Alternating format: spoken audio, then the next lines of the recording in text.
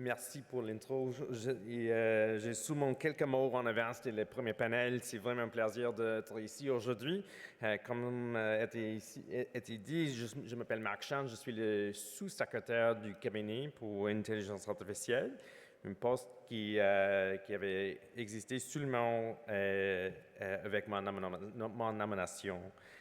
So it's a pleasure to be the first Deputy Secretary to the Cabinet for Artificial Intelligence, and therefore to hopefully help coordinate and bring about some enthusiasm and excitement for the role that artificial intelligence can play in the Government of Canada's work.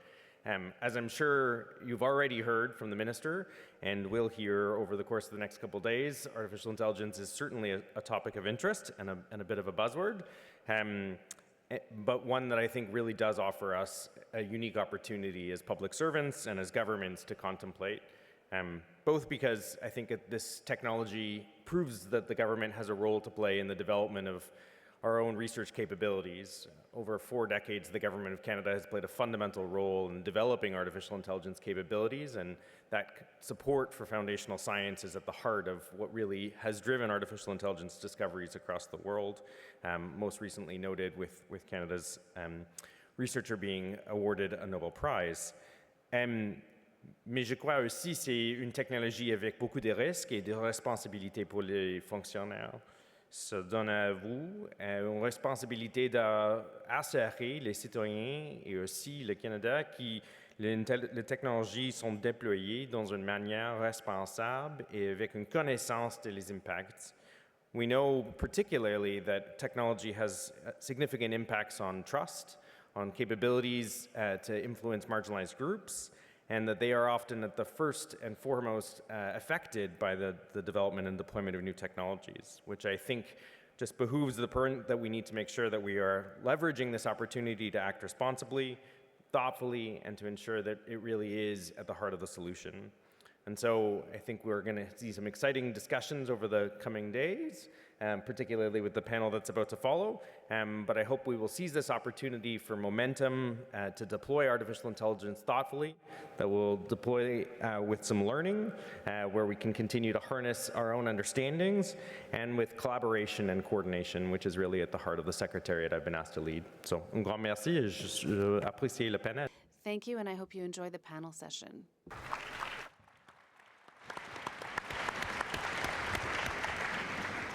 Thank you, Mark. So now we are moving into, as I said, our first, it's going to be a bit more interactive. I'm conscious we've had brilliant speakers to set the scene for the day, but you have been sat quite a long time listening. So please do make this an interactive session and engage with our fantastic speakers. The format for the sessions from now on will be this. I will do a quick introduction to the topic. We've heard quite a lot about AI already, so I don't need to do too much in that area. I will introduce our speakers. I'll put 1 or 2 questions to our panelists here and then throw it open to you for your questions and your comments to make this as discursive as we can. So in terms of the topic for our first session of the day, this is all about how do we deploy artificial intelligence in the Canadian public service. And I think it was interesting what Christina said in her opening remarks. One thing struck me is how do you get that balance right between courage and caution? And I think there's no area, I think, where that is as topical now as it is for AI. So I think that's a balance that we are all trying to strike. We have 5 fantastic speakers with us here today. So we have Elise Legendre, who is Chief Data Officer at Agriculture and Agri-Food in Canada. We have Pierre Bilodeau, who is Vice President for Standards Council of Canada. We've got Chrysandre Colchen, who is Manager at Responsible Data and AI Centre of Expertise at the Canada Border Service Agency. Bob Conlin, who is Technology Managing Director at the Canadian Federal Government, IBM. And then we have Laura Gilbert, who is the Chief Analyst at the Director of Data Science, sitting right at the heart of the UK government. So I think my first question really to kick off, and Elise, I'll probably come to you on this one, is just could you give us your perspective from where you're sat of kind of what's working well and what's not working so well in the deployment of AI? Absolutely. Thank you very much, Yvonne. It's a pleasure to be here today. We don't see you at all from the stage, just so you know, so you can make all the faces that you want. So, Élise Lejeune, we have the bragging rights at Agriculture of being the first department that released the public-facing generative AI tool that is available since April now. And we were able to do it in a very short period of time because of a lot of creativity, innovation, and a lot of collaboration. And I think that when I talk about, or I think about what's working with AI or any data-driven technology, really is that collaboration being the key to be able to advance things. This is a bit of a new frontier for a lot of us, and the ability to come at it together and to find solution together. So that means with our privacy people, with our governance people, with all the folks that are involved in maintaining that balance between security and privacy and all the important things that we must uphold, but at the same time helping us leverage those technologies so that we're able to deliver better service but for our employees and also for Canadians. So I think that's what's working well. It's that collaboration and that open-mindedness. What's a little bit more challenging, I would say, is we're able to do it at a departmental level, but it's that ability to make that progress collectively across department and across, as you were mentioning earlier, across nation, because I think that's really where we have some work to do. How do we resolve and advance these questions when we're so siloed in our approach? So I think those are all good challenges to tackle together. Really interesting there that you mentioned it's more the people issues rather than the technology. Oh, yeah. So that collaboration being one of the positives, but also still one of the challenges left. Thank you. Pierre, your thoughts on what's working well, not so well? Well, I would say I think one of the key questions in terms of challenge for each department is to figure out what are the areas, what are the services or the application where we see a potential for AI. And some of us are more early adopters, some of us will wait a little bit longer. So hopefully a conversation like the one we're having today will help us see examples in some areas and say, well, maybe I can use that in my area. One example from a small Crown Corporation, so I work with the Standards Council of Canada. We are a portfolio of ICED. And we, as many of you, we receive we provide services to Canadians from accreditation, participating in standard development organization, and we receive a lot of paper document or PDF files. And one of the ways that we can triage those applications and those candidacy for some accreditation, for example, is to use AI for data extraction from those documents. Historically, we had paper documents. Now we have digitalized all this information, but we still need to go through it. It's not part of a database, so we need to extract. And so we've used large language model for accreditation application in particular, using both natural language and particular schemes. So for example, how do you find an address on a piece of paper? So there are specific standards or schemes that have been developed to be able to do that. So all you have to do is to develop the right prompt in order to look at all your data and then extract the material that you need to make a decision. Again, this is just data extraction. There's no, there is human verification. There's no decision being taken in this specific example, but we are able to automatize a lot of the data gathering and the analysis, and then there is a human at the end that is able to do that. And we have implemented this within a system within our organization, so it's not out on the cloud or in the public. So it's quite it's quite safe from a risk perspective, and all the information we're gathering is public knowledge. So even if there was a leak and this information would be made available, it's all information that is already accessible through the public sector. So that's one example, but again, it's up to us as each department to try to identify which services we feel would get the biggest value, and then try to use AI to try to address that. Thanks. So again, going well in the areas where you've managed to identify that, but actually some challenges around can other people identify areas where it could best be used. Thanks so much. Chris, I'm going to come to you. Same question. I'm going to give this same question to all of you, and then we'll mix it up a bit. Yeah, I mean, I think a lot of what has been said is I'm in agreement with. I think we've done, and what we continue to do really well is we understand in the service delivery aspect where to leverage various AI. I think the other thing too is, and I think it's a difference of opinion, but I think some say that our talent acquisition is a challenge. I think it's actually something we've done really well. I've had the opportunity to work in 2 CDOs in government and work with so many other CDOs across government on a pretty continuous basis, and we have just an enormous amount of talent.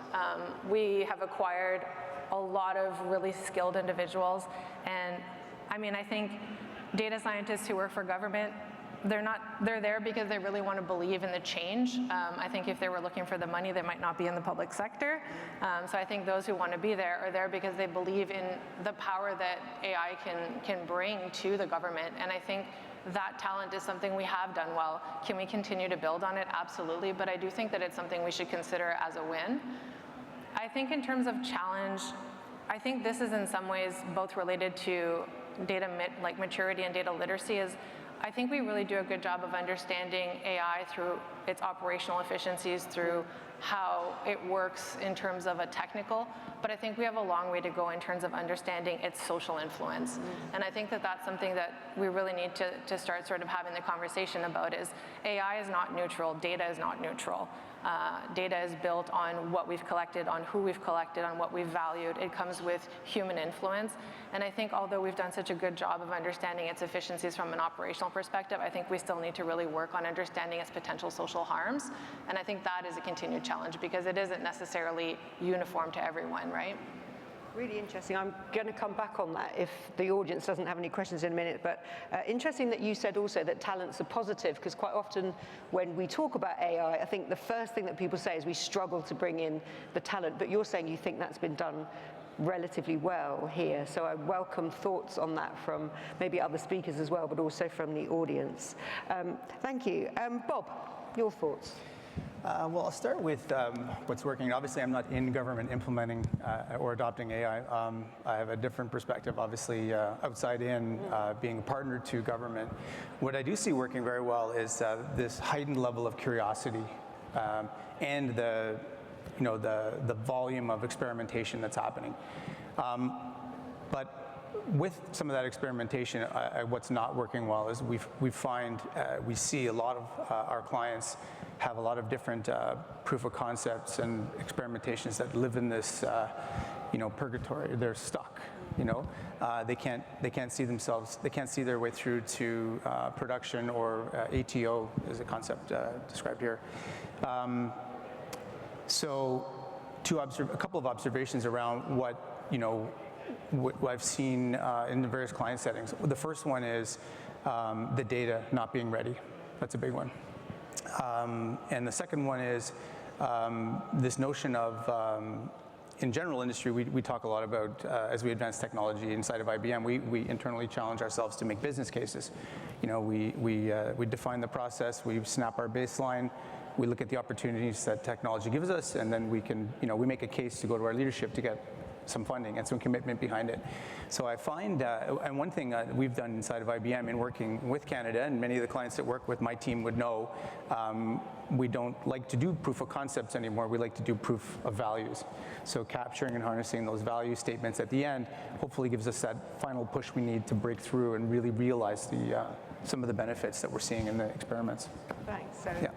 Curious, lots of people wanting to do this, lots of kind of interest in it, but actually not necessarily being able to take that all the way through to delivery, and not being good at kind of how do you prove the value of this in the policy area. Thank you so much. And then Laura, finally, your thoughts on what's working well and what isn't. Of course, very similar experiences to the rest of the panel. I run the Incubator for Artificial Intelligence, which is an incubator we set up back in November. We're hiring sort of 70 experts into the heart of government to try and improve public services very directly and very quickly, which is sort of my area, my lens I'm coming at this with.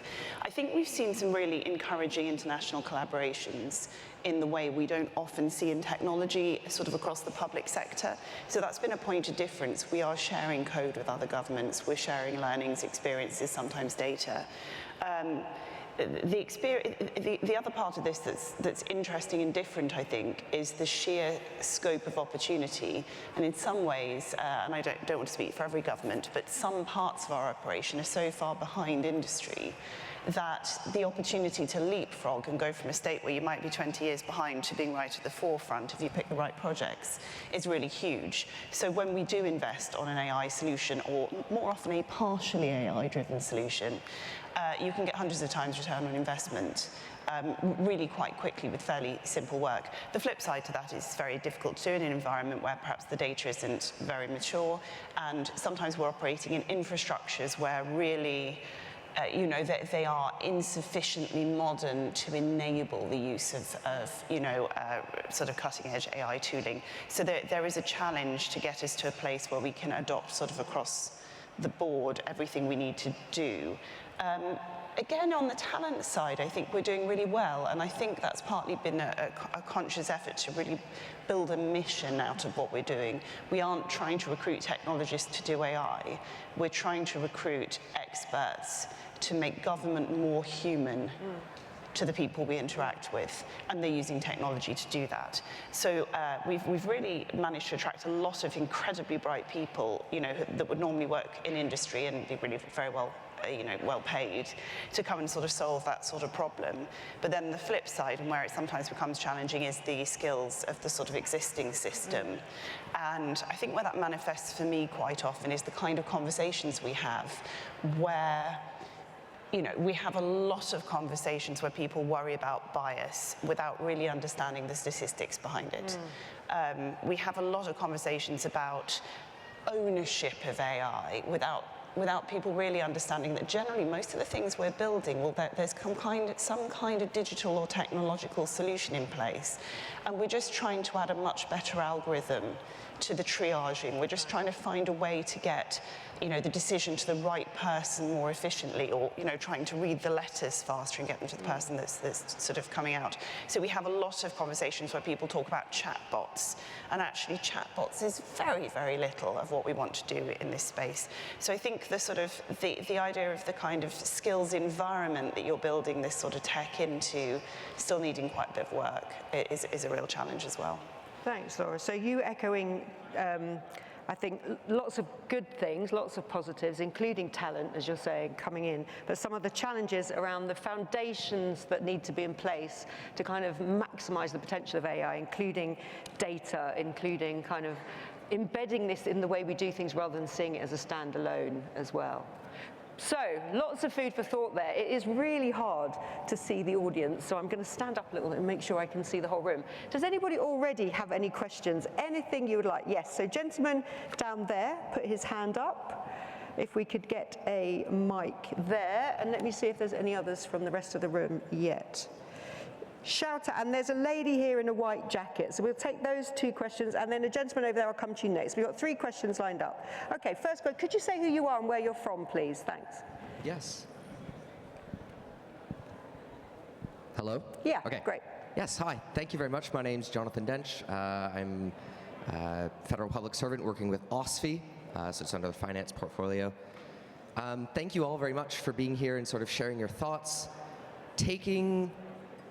Where you're mentioning the development and release of AI tools and the ways they can shore up some of our legacy processes, I have a concern that we're building a form of a house of cards where we're sweeping under the rug an acknowledgement that we have legacy processes, like the collection of structured data using an unstructured flat PDF form rather than just a smart form. We can use these measures of AI, Gen AI, and OCR to recognize and stopgap measure how we can sort of modernize now. But what concerns do you have about the fact that as we try to really get the most out of AI technologies, we are forgetting the fact that there are fundamental core things that we could be doing that are simpler and would create a stronger foundation upon which we can continue to innovate and build strong AI rather than using it as the pillars. We can keep building our other pillars so that it is able to expand beyond rather than be the system that we're sort of standing on. Thank you. So I think this goes to the heart of modernization, how do you make sure that as you're bringing in new technologies, you're kind of not using it as a stopgap. You're actually thinking about all of those legacy systems and what needs to be done fundamentally, I think. Laura, you wanted to come in straight away on this. Yeah, I mean, this is why you hire technology experts into government.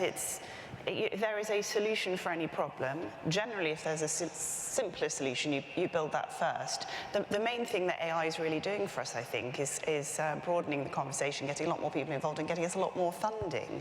But certainly there are no cases in which somebody in our team is going to see a problem where the basic problem is data infrastructure and automation and shove a bit of random AI at it. What we have done with this is about 40% of what we're doing is building free, lightweight infrastructure as code that we can hand out to all departments, and in fact it's on GitHub and it's available to everybody, where you can go and start to solve those problems much more cheaply. So we're taking the advantage of people being very interested in AI to get a little bit more money and a little bit more skills in to sort of solve those problems.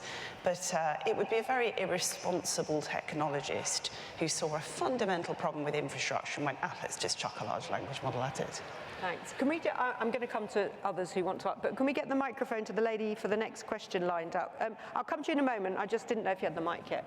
Did anybody else want to come in on the legacy issue? Yes, Chris. Yeah, I think it also brings up another question, which is, I think sometimes we need to stop and think, do we need AI or do we want AI? And I think that's a very different conversation, because I think sometimes we want something, but it's not what we need. I had an amazing DG who used to always say, everyone wants the rocket ship, but sometimes we just need the skateboard. And I think it speaks a lot to the space we're in, because I think it is a crucial time where we need to stop and ensure that we're building on strong foundations, and that not just legacy systems, but also understanding the data we have. Like, is that data fit for use? Should we be carrying it into the next generations? Do we understand under what consent or under what conditions we collected that data? Who is in that data? And maybe even better, who's not in that data? And I think that, this is the time of not just building efficiency, but building responsibility and accountability, and understanding, taking a step and understanding the tensions of responsible AI. Privacy and accountability and transparency are not in conflict if they're done right. And I think, sometimes I think we try to take analog processes and digitize them when we should actually deconstruct them and think about what works and what doesn't, and is that same thing going to work in a digital world? And I think this is a great opportunity. And I think, a lot of things have been spoken. It's not just about having data scientists or technologists in the room. It's also about having all of the other social scientists and people who are maybe have been excluded from the conversation, centering different perspectives and centering different points of views and experiences in the conversation. Like, what are we talking about when we're talking about the Indigenous space? What are we talking about when we're talking about the Francophone representation? And it's really, I think, that not collaborating, but co-designing and co-producing, I think. Did you want to come? Yeah.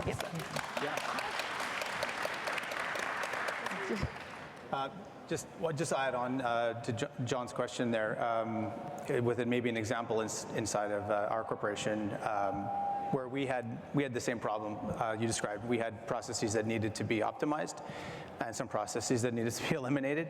But our primary objective was reducing friction for employees. For example, in the HR space, we decided to adopt a global cloud-based company, for our HR systems.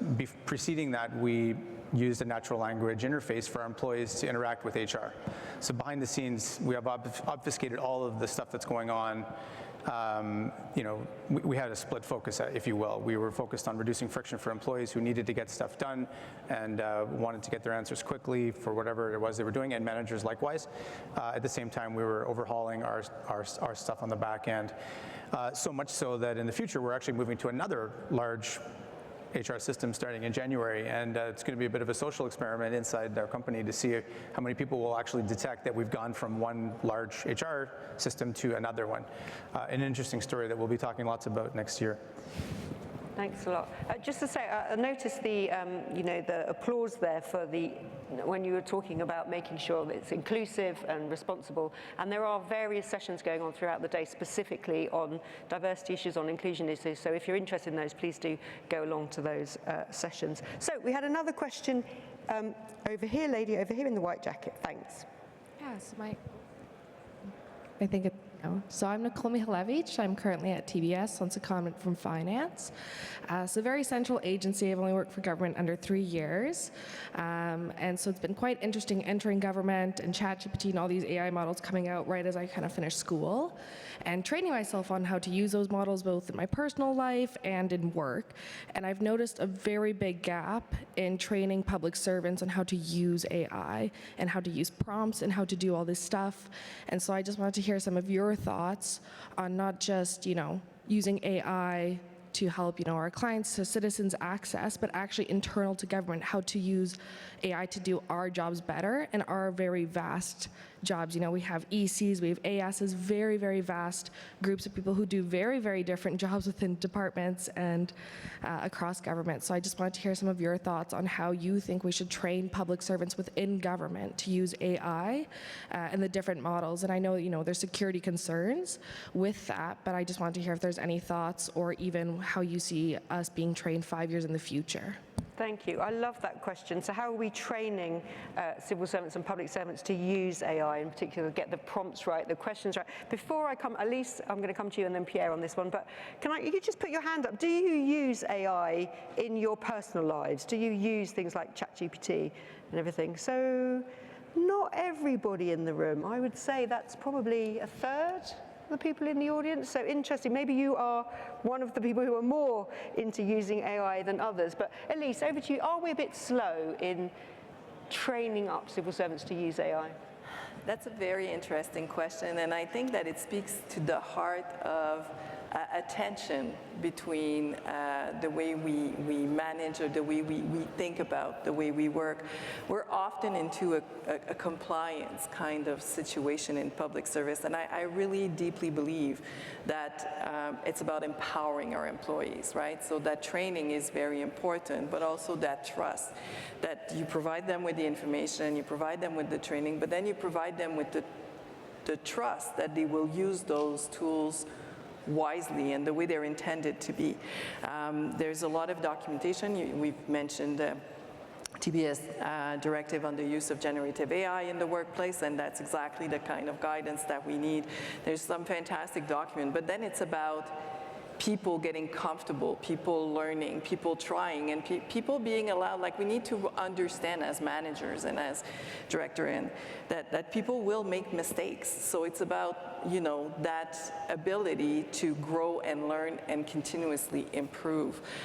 But I would say that like a lot of things, the onus is on the employee as well. We can put all the training that we want out there. It's about also them taking their own career in their own hand to continue to progress. So I really like the nuance that you made about the new public servant, the people that are coming into the public service.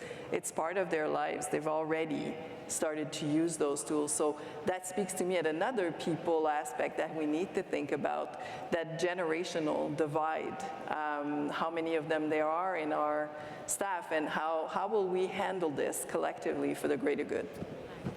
Pierre, your thoughts on this? Do you think some people maybe already are using AI in their personal lives but don't feel like they can or allowed to use it in the workplace? Yeah, no, I would agree with that. I think as a public service, if I'm talking about Canada, I think there are ways, we have lessons learned already from different departments. We have a Canada School of Public Service, so maybe we could use the resources that we have across the government to try to gather the information from the different people that have used it. And I think as we will talk today, and we've talked already, to be a public servant and to be able to use that in a cautious but courageous way, there are ways or there are guidelines or directions that we need, that needs to come from the top to tell us this is how it should be done. Minister Anand talked about the guidelines that was released. I think this will be an evergreen document. The other aspects I have to say, because I come from the standard development world, is we are currently developing international standards around AI management, how we would do certification and conformity assessment on AI management. So I think, and those documents, as many of you may know, are very technical, or they're very high, very difficult to read. So maybe it's organization like us, maybe working with the chief data officer and the chief information officer to try to say, how can we take the standard that has been approved internationally, but to bring it down to, if you're a public servant in Canada, this is what it means to you. So I think there are ways for us to try to bring this information and to share it. And I think it will need active training. It's not about just, here's the document, read it, but I think we can learn each other, and I think it will, if we start somewhere, it'll be easy or fast to try to develop a common knowledge across the organization. Thanks. Laura, you wanted to come in, and then we'll take the gentleman over there. I was really interested. You asked how many of the room are using AI in their personal lives. And my guess would be very nearly 100% of you have a smartphone, so all of you are using AI multiple times a day, possibly even hundreds of times a day in your personal lives. So there's been a real focus on sort of specifically generative AI, which is very quickly becoming another thing that's just built into your smartphone that you are using all the time. So that this sort of is happening. But where it comes to sort of upskilling people, I think the way that often the public services kind of wander off track a little bit, in my personal experience, is we go, we've done a guidance document, 200 pages, everything you need to know, and I don't read it. So I'm not sure that everybody else is reading it. What really works is giving people hands-on upskilling, and if no one's giving it to you, go and get it yourself. You need to actually try it, and I use this example quite a lot, but some months ago now, Microsoft brought out their Microsoft Loop, and we use Teams, and my deputy said to me, oh, have you tried Loop? And I said, I've never heard of it. And he said, but it was literally a new icon in the Teams, you not noticed? No. So he said, well, it's really good, it does this, that, and the other, I'll leave you to Google it. You should try it. So I said, oh, I will. And he looked at me and I looked at him, and he said, no, now. And we were on a Teams call. He made me click the button, see what it did. You know, we interactively built an agenda, which you can do various things. It's actually quite good. And if he'd not done that and said now, I would never have used it or noticed the button was there. We all use Excel and have no idea what it's capable of, and for a lot of us that's actually sort of fine. But we get all this technology, and even though it feels really ubiquitous, and even though everybody's talking about it, and we kind of think we understand what it does, what we don't do is sit down with Claude or ChatGPT or whatever your preferred one is, and actually really practice. If I needed to write a speech, you know, how do I find out what I'd ask it? How do I practice it, improve? If I needed it to analyze some documents, what do I do? So I really think that, you know, as government leaders, we need to be encouraging people to do that practice and find really safe and good ways to do it. And also, if we ourselves want to do better at a job, you actually do need to sit down and say to yourself, I'm going to try it, and the time I'm going to try it is now. Brilliant, thank you. So we had another question over there. Yes, thank you. Hello? Oh, there we go. Hi, good morning, and I'll start by just saying thank you to all the panelists for being here and sharing your thoughts. My name's Logan, and I'm a public servant with Health Canada. I hope you don't mind if I read my question. Oftentimes, there are large hurdles to develop external contracts for tools, software tools, whether those burdens and hurdles are funding, security, or privacy issues. And it can be a very long, costly, and complicated process. But luckily, we do have a lot of in-house talent, and as an amateur AI enthusiast myself in my personal life, I can say it's really remarkable what can be achieved with open source AI models on just consumer-grade hardware. So my question is this: what can we do in our own teams to harness that internal talent and develop AI tools internally? For instance, there are a number of small projects in my own work that I think could benefit from AI, but it's very difficult to overachieve some of those barriers. So I'd be interested to hear your thoughts about that. Thank you. Thanks. I really like that question as well. So how do you harness internal talent and enthusiasm and use some of the existing, as you were saying, there's a lot of technology already there that we don't know about. So how do we do this? Chris, I'm going to come to you. Yeah, I think investing in our own talent and investing in the development of people is incredibly foundational to the success of not only the data work, but just the data future that we're trying to build. I do think that there are some challenges.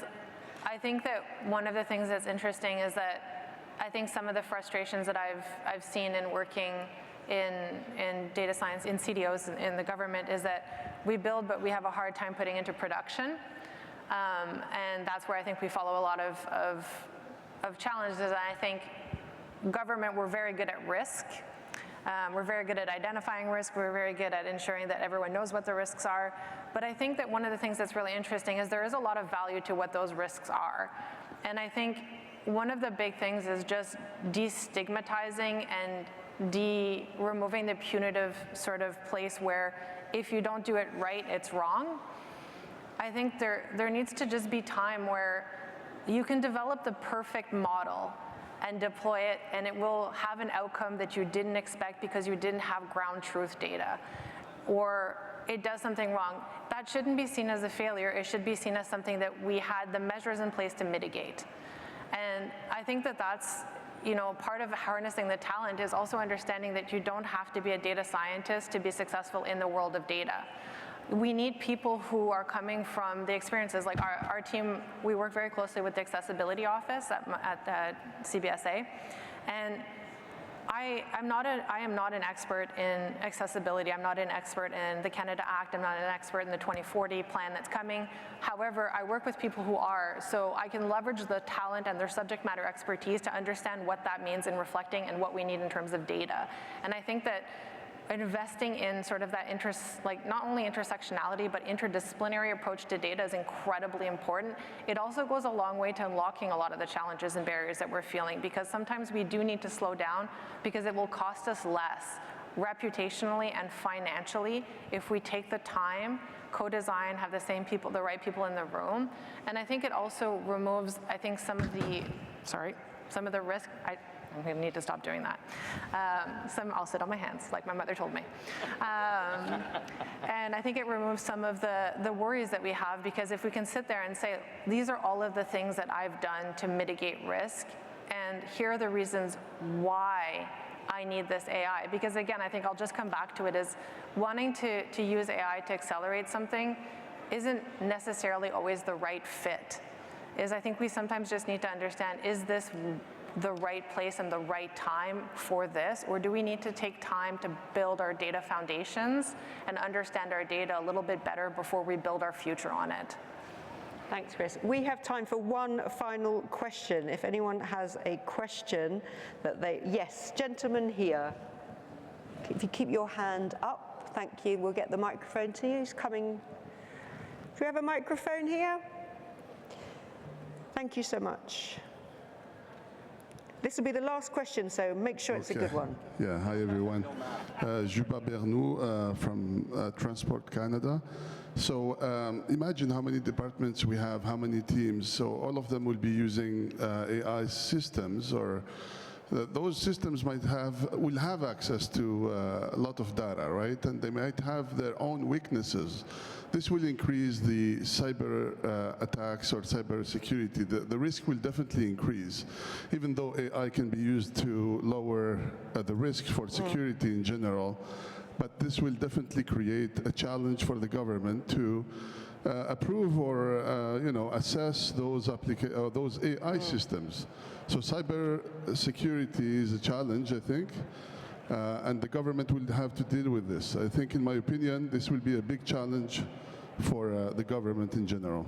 Thank you so much. So the last question, if you didn't quite catch it, does the use of AI and using all of that data in maybe a more joined up way, does it increase the cyber risks? Who would like to start in terms of answering that one? I'll get us started here. Platforms matter, technology matters. I think whenever you're doing work with AI that spans data from multiple parts of an organization, you run the risk of the data obviously coming together and forming, for example, in national defense, they have a very particular set of problems where data on its own may not be classified, but when you pair up material, data, equipment, personnel, training, and you put it all together, it gives you a picture that you're not supposed to be sharing with the masses. I think so it's important that as we enter the new AI era that we are very conscious, and I mentioned it earlier about data. Part of data being ready is actually the people and the processes around it being ready. So, as an industry leader in data and in AI, we spend a tremendous amount of time thinking about that problem set. And so happy to, maybe a small commercial, we have a booth out here if you'd like to come and chat. But it is a very important topic. I'm glad that it was raised. Yeah. And again, we have sessions on cyber in particular where I'm sure AI will come up. I am being told by the team at the back that sadly we have come to the end of our time for this session.